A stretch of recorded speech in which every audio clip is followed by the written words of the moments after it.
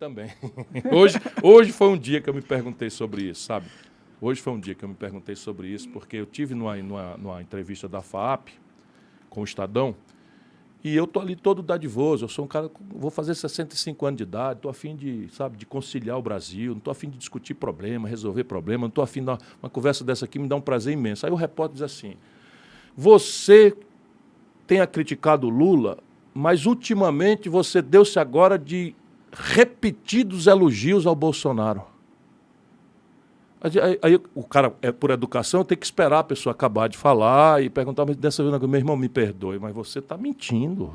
Eu nunca vi como é que um jornalista vai entrevistar um candidato a presidente da República e manda uma dessa?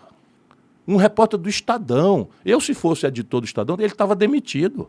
Sabe o que ele foi fazer lá? O serviço sujo do gabinete de ódio do Lula e do PT. Aí eu disse: qual foi o elogio que eu fiz do Bolsonaro, que eu considero um bandido, etc, etc. Ele disse: você elogiou a atitude dele contra o PCC. Sabe o que eu disse? Caralho. 3 anos atrás, o Bolsonaro fez o que eu dizia que ia fazer como candidato e que qualquer um tinha que ter feito se não fosse a sujeira dos acordos por trás dos panos, dos políticos com os bandidos. Tem petista aqui de São Paulo enrolado com crime organizado. Petista de alta graduação aqui em São Paulo, certo? Eu sei quem são, tá certo? Pois bem, eu dizia, o Brasil tem que pegar a cabeça do crime organizado e isolar. E cortar a comunicação, porque aí eu começo a quebrar a cabeça do comando interna, e tal. Pra ver quem tá na hierarquia. Aí o Bolsonaro assumiu com 3 ou 4 meses, fez. O que eu deveria dizer? Uma proposta que eu fiz. Eu dizia, aí, imediatamente caíram os homicídios. Bastante. Aí o que eu faço? Eu tinha um negócio chamado Observatório Trabalhista. Eu pego imunização, despencou, não sei o quê, educação, caiu o investimento e tal. Os homicídios caíram. Isso é que o Picareta disse que eu tinha chamado um elogio atual, o Bolsonaro. Porque eu constatei que o Bolsonaro... Não, eles querem que você só fale mal dele e não reconheça as coisas que ele fez certo. Mas isso é picaretagem. É muito grave. Que um petista pilantra, como infelizmente o PT, virou uma organização criminosa. Tem exceções? Tem, mas virou uma organização criminosa. Não vou discordar. Não, eu sei, porque eu conheço eles todos de perto. Toda a cúpula do PT está enrolada em roubalheira. Toda, sem faltar nenhum a cúpula. Todos, sem exceção de nenhum. A Gleisi, não sei o que, todos estão pilantras. Todos bandidos. E o Lula é o chefe da quadrilha. Eu sei o que eu estou dizendo, eu vi o Lula se corrompendo. Sim, ele foi preso, né? Não, mas tudo bem, o Sérgio Moro trocou os pés pela mão, mas devolveram 16 bilhões de reais. Aí não dá para esconder, irmão. Aí dizer que foi inocentado é mentira. É mentira, e os caras estão nessa. Tipo, o Sérgio Moro errou na forma tudo. Com que ele fez. Eu disse antes, tá? Avisei antes que o Sérgio Moro estava semeando nulidade, que o que ele ia garantir mesmo era a impunidade do que aconteceu. Sim, mas ele pegou a massa do bolo e fez um bolo ruim. É isso? Mas tinha massa no bolo. Olha, tinha coisa. Roubalheira, meu irmão, generalizada. E o problema é que o Lula não aprendeu nada. Sabe com quem que o Lula está hoje na Bahia? Gedel Vieira Lima. Entra aí no Google. Aquela fotografia chocante para um povo pobre, sofrido e faminto como o nosso, 51 milhões de reais em mala, meu irmão. Em mala. Estava lá, o Lula deu o Ministério da Integração e a Dilma deu a vice-presidência da Caixa Econômica.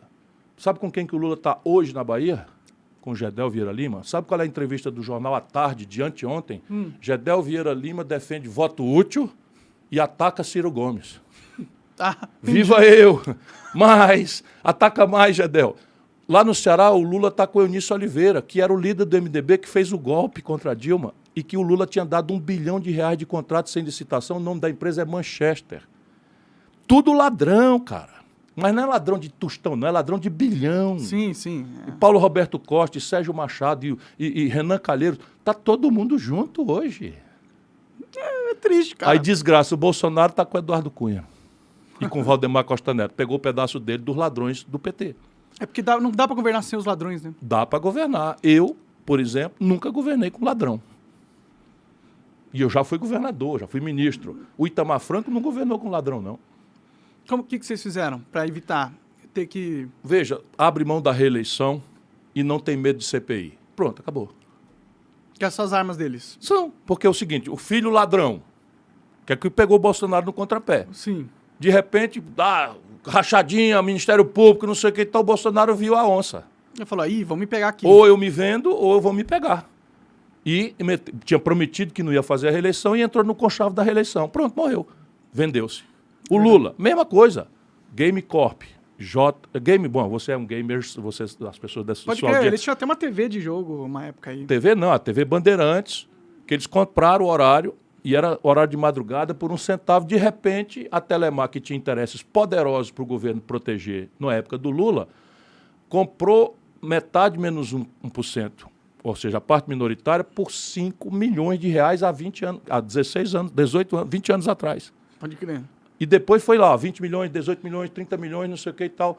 O menininho ficou um prodígio, o menino é uma coisa, um fenômeno. E depois nunca mais. O Lula tem 20 milhões de reais na conta dele. Ele declarou isso? Não.